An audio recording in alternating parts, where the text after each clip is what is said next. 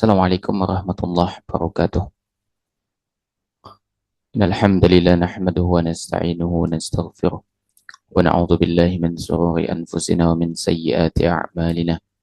May yahdihillahu fala mudilla lahu wa man yudlil fala hadiya lahu.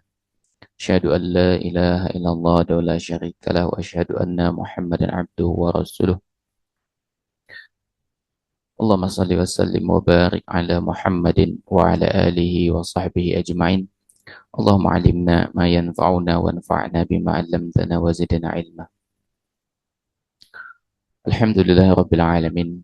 Tiada hentinya kita memuji Allah Subhanahu wa Ta'ala Rabbul Alamin atas segala nikmat yang dilimpahkan kepada kita. Kita semua tentu bermohon kepada Allah Subhanahu wa Ta'ala. Semoga Allah Subhanahu wa Ta'ala senantiasa memberikan taufik dan hidayahnya kepada kita semua agar kita senantiasa istiqamah di atas Islam, di atas sunnahnya Nabi alaihi salatu wassalam. Dan kita tentunya bermohon kepada Allah Subhanahu wa Ta'ala. Semoga Allah Subhanahu wa Ta'ala mewafatkan kita dalam kondisi yang itu adalah dalam kondisi yang baik tentunya yang kita harapkan. Dan kita bermohon kepada Allah Subhanahu wa Ta'ala, semoga Allah Subhanahu wa Ta'ala mempermudah segala urusan kita, urusan keluarga kita, saudara-saudara kita, dan urusan semua seluruh kaum muslimin dimanapun berada. Dan semoga Allah Subhanahu wa Ta'ala memberikan kemudahan kepada setiap orang yang senantiasa melakukan kebaikan dalam rangka mendekat kepada Allah Subhanahu wa Ta'ala. Salam taslim semoga senantiasa tersampaikan juga kepada junjungan kita Nabi besar Muhammad sallallahu alaihi wasallam, kepada keluarga beliau, ya, sahabat beliau, dan kepada setiap orang yang senantiasa istiqamah di atas sunnahnya Nabi alaihi salatu wassalam hingga akhir zaman. Baik, insyaallah pada kesempatan ini kita akan kembali melanjutkan bahasan kita dari ensiklopedia larangan dalam syariat. Insyaallah kita akan masuk pada dua tema ya pada kesempatan ini, yaitu berkaitan dengan menyesatkan orang buta dari jalan yang ditujunya dan menyetubuhi binatang, ya. Menyesatkan orang buta dari jalan yang ditujunya dan menyetubuhi binatang.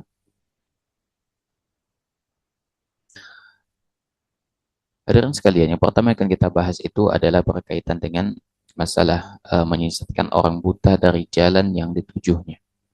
Ya. Nabi Shallallahu Alaihi Wasallam bersabda, "Mal'unun man kamaha a'ma an tariqi." Kata Nabi Shallallahu Alaihi Wasallam, terlaknatlah orang yang menyesatkan orang buta dari jalan yang ditujunya. Ini diriwayatkan oleh Ahmad. Kemudian dalam hadis lain Nabi Shallallahu Alaihi Wasallam juga bersabda, "La'anallahu man kamaha a'ma an tariqi." Allah melaknat orang yang menyesatkan orang buta dari jalan yang ditujunya.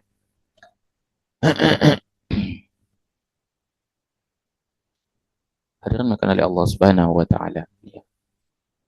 Nah, jadi dalam dua hadis ini, Nabi alaihi salatu wassalam memberikan sebuah peringatan kepada kita berkaitan dengan sebuah perbuatan yang seringkali terjadi, ya, bahwasanya Allah Subhanahu wa Ta'ala itu melaknat perbuatan di mana ya kita menyesatkan orang buta dari jalan yang ditujunya. Ya, mungkin ada sebagian orang yang mungkin usil ya, ketika ada orang buta yang berjalan misalnya dari utara ke selatan, tiba-tiba diusilin tuh, ya. Dibilang kalau mestinya dia itu belok kanan atau belok kiri, atau penanda di jalan itu kan biasanya di pinggir jalan di trotoar itu ada khusus ya untuk disabilitas gitu, yang pakai apa namanya, yang pakai tongkat gitu ketika berjalan ya, dan dia buta itu ada tempat khususnya, atau dibelokkan oleh orang gitu dalam rangka iseng atau prank. Tentu ini adalah perbuatan yang tidak diridhoi oleh Allah Subhanahu wa Ta'ala, dan jatuhnya itu zalim. yang jatuhnya itu zalim. Pada akhirnya apa? Pada akhirnya perbuatan seperti ini hanya akan menyakiti manusia begitu. Ya, orang udah buta, udah susah jalan, ya disesatkan lagi dengan alamat palsu.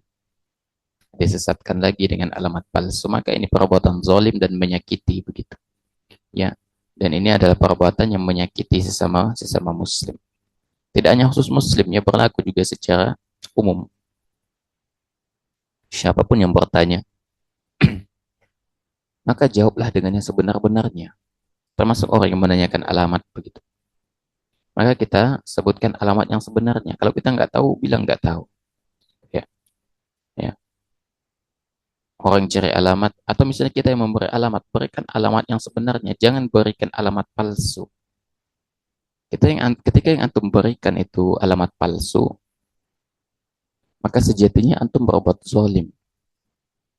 Kenapa? Antum menyakiti orang itu. Ya, orang bersusah payah mencari alamat, kepanasan, keringetan, nanya sana sini nggak dapat-dapat. Karena antum berikan alamat palsu. Kesian akhi. Ya, maka kita pertimbangkan dari sisi moral, etika, apakah itu sesuai atau tidak. Atau posisinya diputar balik. Antum yang diberikan alamat palsu atau antum yang sebagai orang buta itu kemudian dikasihkan alamat palsu. Ya disesatkan dari jalan yang seharusnya. Gimana perasaan antum? Sakit.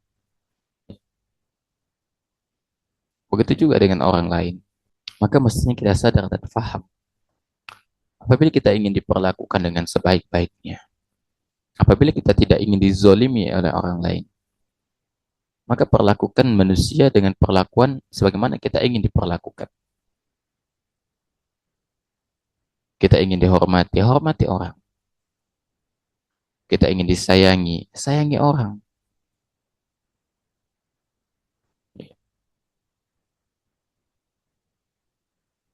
Minimal antum dapat pahala dari kebaikan yang antum lakukan. Ya, oleh karena itu, ingat ya, setiap perbuatan itu diancam dengan laknat, berarti itu adalah dosa, dosa besar. Bayangkan kalau orang buta itu antum sesatkan dari jalannya kemudian celaka, meninggal, gimana antum mau minta maaf? Gak bisa. Jadi bahaya kalau antum hanya berangkat karena apa namanya? Hanya karena iseng, ingin bercanda sehingga mencelakakan orang lain, itu bukan sesuatu yang lucu, hadir. Itu bukan sesuatu yang lucu. Allah Subhanahu wa taala ancam pelakunya dengan laknat. Hadirin sekalian, kita mesti tahu bahwa orang buta itu memiliki keutamaan yang besar. Ya, ketika dia bersabar dengan buta yang dideritanya, maka dia akan mendapatkan keutamaan yang besar sekali. Ya, bukan berarti sekarang kita ini normal penglihatan kita ingin mendapatkan keutamaan itu, kita membutakan diri kita, mencelakakan diri kita, enggak gitu. Maksudnya ketika Allah mentakdirkan seseorang dengan kebutaan, ketika dia lahir, 1 tahun masih normal, 2 tahun, 3 tahun, atau dalam perjalanan kehidupannya tiba-tiba kena penyakit, itu terjadi buta. Ketika dia bersabar, di situ dia akan mendapatkan keutamaan. Apa keutamaan yang akan ia dapatkan? Ini ada sebuah hadis dari Anas bin Malik radhiyallahu anhu. Ia mengatakan bahwasanya Nabi Shallallahu alaihi wasallam bersabda, "Inna Allah qala, idza batalaitu 'abdi bihabibatayhi wa sabara, awadtuhu minhumal jannah." Allah Subhanahu wa taala berfirman, apabila aku menguji hambaku dengan dua kekasihnya, maksudnya dengan dua matanya, kemudian ia bersabar, niscaya Allah akan mengganti kedua matanya dengan syurga. Ini diriwayatkan oleh Al-Bukhari. Nikmat mata itu adalah salah satu nikmat yang luar biasa. Kita bisa melihat, itu adalah nikmat yang luar biasa, mempermudah segala urusan kita, Kita bisa melihat sesuatu yang indah-indah, melihat ciptaan Allah yang luar biasa. Sehingga apabila seseorang itu sudah terbiasa dengan matanya, sudah terbiasa menikmati kehidupannya dengan matanya, apabila Allah ambil kedua matanya, maka akan tiba-tiba menjadi hampa hidupnya. Karena dari terang benderang, tiba-tiba hidup dunianya itu menjadi gelap. Karena itu, nikmat yang besar ini kata Allah, kalau kita bersabar, ketika Allah ambil nikmat itu, maka ketahuilah Allah Subhanahu wa taala akan ganti dengan syurga. Allah akan ganti dengan syurga. Berangkat dari kesabaran kita, ya. Berangkat dari kesabaran kita ketika ketika kita ridho terhadap takdir Allah Subhanahu wa taala.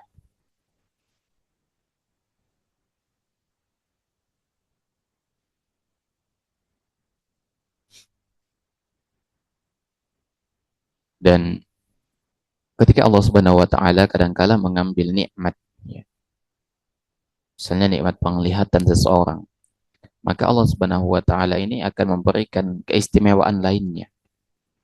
Ya, orang itu biasanya akan diberikan kelebihan dari sisi lain. Misalnya, meskipun dia buta, Allah akan berikan dia memori yang kuat untuk mengingat. Hafalannya itu kuat. Ya, makanya Syaikhul Utsaimin rahimahullah taala mengatakan bahwasanya umumnya Allah itu akan mengganti anggota badan lainnya dengan keistimewaan lainnya gitu. Sehingga dia merasa ringan dengan penglihatan yang hilang. Maka ketika seseorang itu Allah ambil penglihatannya, maka Allah Subhanahu wa taala akan mengunggulkan bagian tubuh lainnya, ingatannya begitu. Maka kita lihat ya betapa banyak para ulama yang dalam kondisi buta, namun Allah Subhanahu wa taala berikan mereka kekuatan dari sisi ingatan. Ya. Bahkan ingatan mereka itu lebih kuat dari orang yang normal matanya. Itu adalah di antara keistimewaan Allah Subhanahu wa taala berikan gitu. Ya. Dan Allah Subhanahu wa taala tidak pernah zalim kepada hambanya. Pasti ada hikmah di balik itu semua. Pasti ada hikmah di balik itu semua. Dan itu yang mesti kita yakini. Ya. Hadirin sekalian.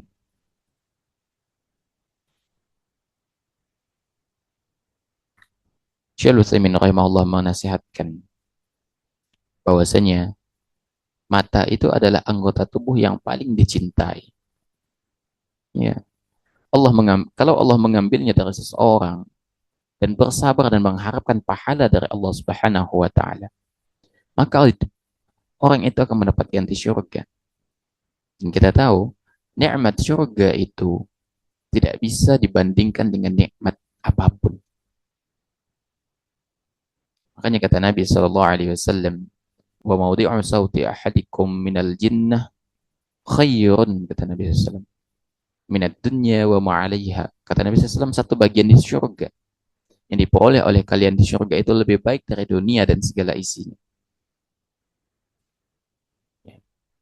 Jadi kenikmatan yang kita dapatkan di syurga itu kata Nabi sallallahu alaihi wasallam sedikit kenikmatan.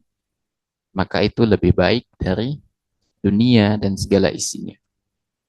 Coba antum bayangkan kenikmatan dunia dan segala isinya luar biasa. Tapi kata Nabi SAW, ketika dibandingkan dengan sedikit kenikmatan di syurga, maka kenikmatan di dunia dan segala isinya itu nihil, nggak ada apa-apanya, nggak bernilai. Dan kenikmatan itu kekal. Kenikmatan di syurga itu kekal. Sedangkan kenikmatan yang kita peroleh di dunia itu bisa hilang, dia fana, bisa hilang. Oleh karena itu, sedikit bagian di syurga itu lebih baik dari dunia dan seisinya. Dan itu akan Allah berikan kepada orang yang bersabar ketika menerima semua takdir Allah Subhanahu wa taala. Dan kita tahu bahwasanya orang buta itu kadangkala mereka itu lebih bersyukur dari manusia pada umumnya. Kalau antum baca sebuah kisah di zaman Bani Israel, ada 3 orang dari Bani Israel, ada si botak, ada yang berpenyakit kulit, ada yang si buta. Ya, maka ketiga-tiganya itu diuji oleh Allah Subhanahu Wa Taala. Ada yang diuji dengan kebotakan, gak punya rambut, ada yang diuji dengan penyakit kulit, ada yang diuji dengan kebutaan. Ya, lalu mereka itu diuji oleh Allah Subhanahu Wa Taala dengan diberikan kenikmatan. Ya, yang si botak itu dihilangkan kebotakannya, yang penyakit kulit itu dihilangkan penyakitnya, yang buta itu disembuhkan matanya, kemudian diberikan kenikmatan ini dan itu. Dan ternyata yang bersyukur adalah orang yang buta, sedangkan yang si botak dan yang penyakit kulit itu mereka kufur terhadap nikmat. Ini menunjukkan bahwasanya orang yang buta itu mereka akan memiliki kecenderungan untuk senantiasa bersyukur kepada Allah Subhanahu wa taala. Mereka akan memiliki kecenderungan untuk senantiasa bersyukur kepada Allah Subhanahu wa taala.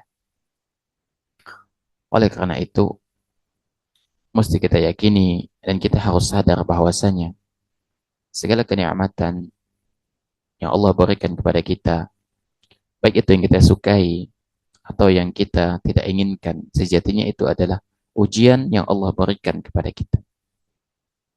Apakah kita bersabar ataukah kita bersyukur ketika menghadapinya.